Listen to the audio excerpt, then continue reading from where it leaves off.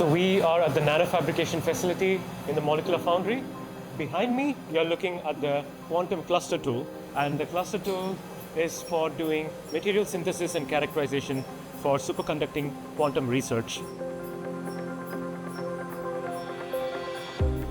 The main issue with the current quantum materials are that there's a lot of interfaces and defects that can cause losses and decoherence in quantum devices. So our aim is to try to identify some of these defects and interfaces and try to characterize them and also at the same time improve the quality. The tool comprises of e-beam evaporator that can also do Josephson junction fabrication, a reactive sputter chamber, a glove box setup where we can transfer the samples through a load lock. And all of this is in a unified robot vacuum system. So we can do any of these processes in situ without breaking vacuum.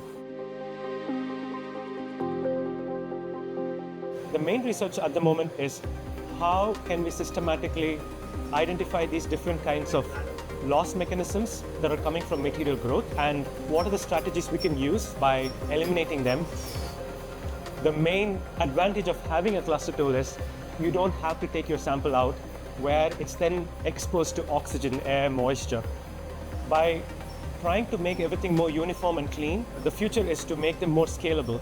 And this can help the current industry or people who are trying to make more and more qubits so that we can really solve real-world problems with quantum computers.